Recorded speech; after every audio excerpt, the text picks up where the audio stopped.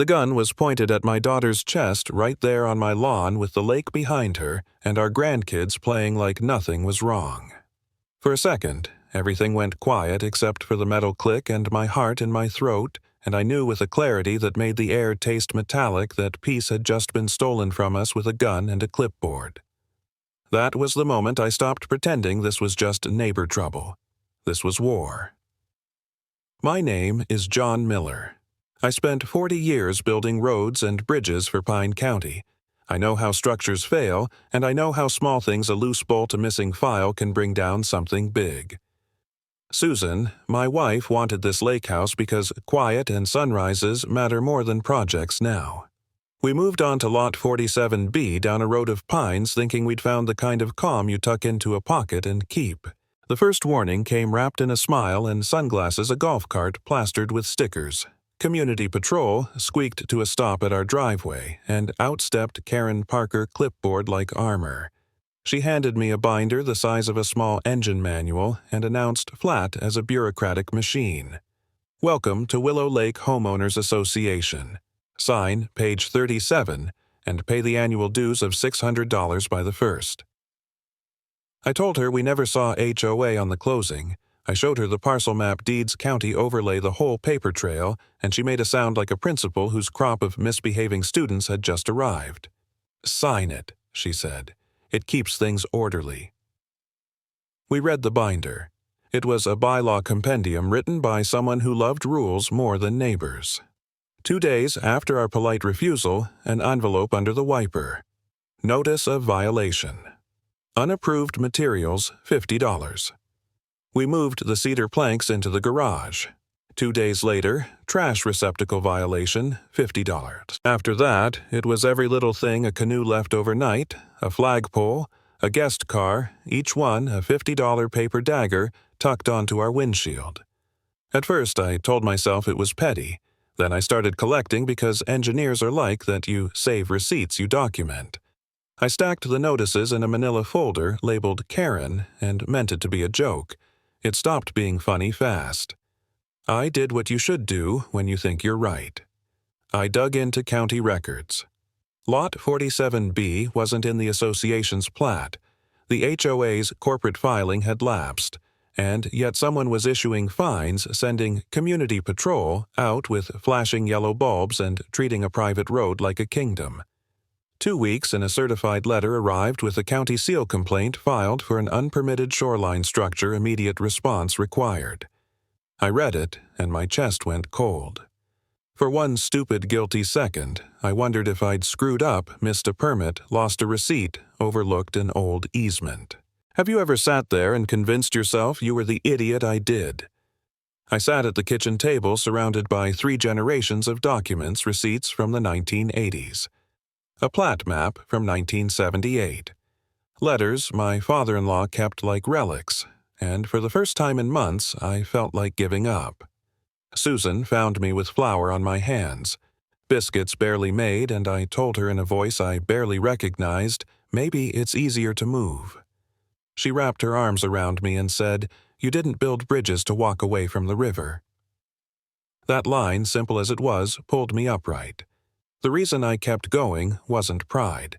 It was justice for the kids who play on the dock, for the neighbors who've been cowed for the idea that someone can't claim a whole shoreline and call it holy because they stamped a binder.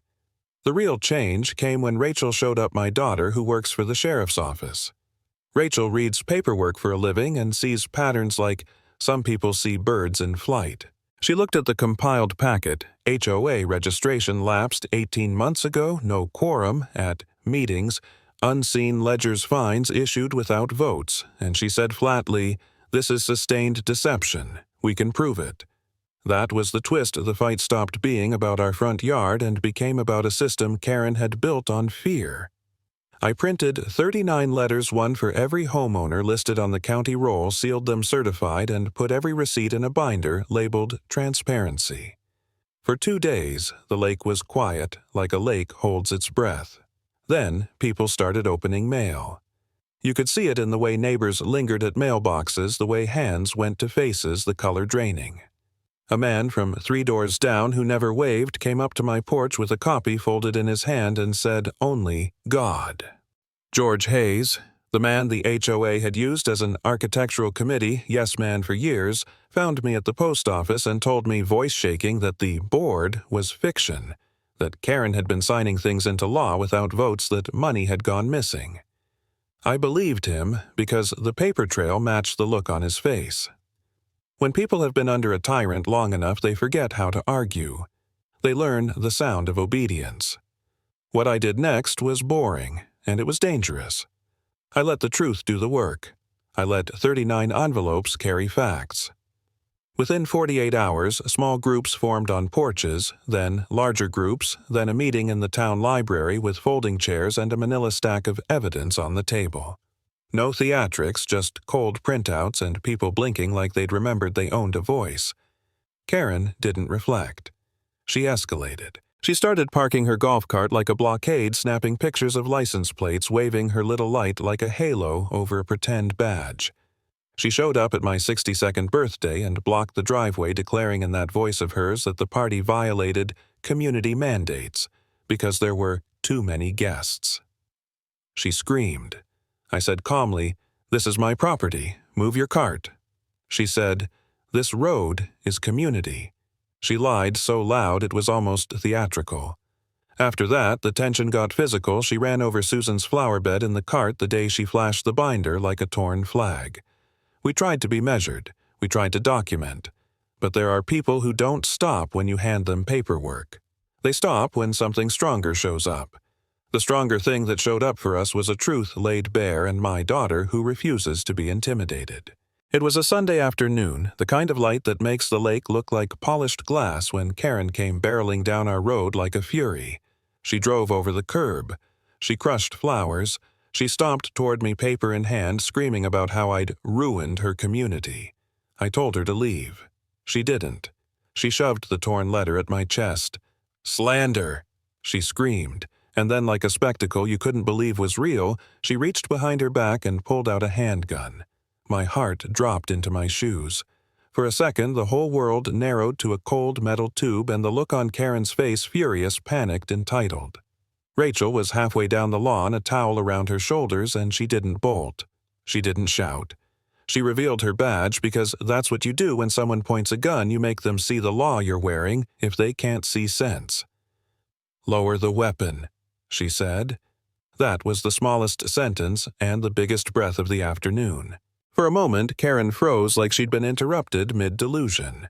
Then she swung the barrel toward Rachel. Time slowed.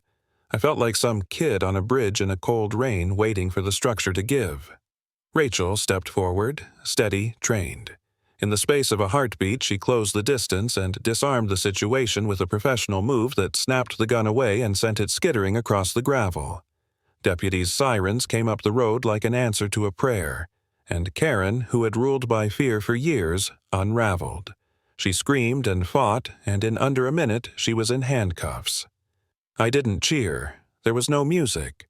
There was just the hollow sound of something heavy being set down a burden, a weight of terror, a long-held grievance, and the quiet that follows a storm. When they led her away, I held Susan's hand, and I thought weirdly about the manila folder labeled Karen on my desk. I thought about the people who finally found their voices, the ones who came forward at the library, the ones who mailed the envelopes, the little proofs that stacked like bricks until they built a thing that could hold back a bully. The HOA was dissolved legally. The books were opened. The village stopped pretending the golf cart was a sign of authority. I still keep the folder. Not to gloat, not to savor victory, but as a reminder, peace sometimes has to be defended. When they drove Karen away, I didn't feel triumphant. I felt tired and relieved and sober. She'd lost her power the moment truth met courage. There is a small, clear lesson here. Silence helps tyrants. Facts free people.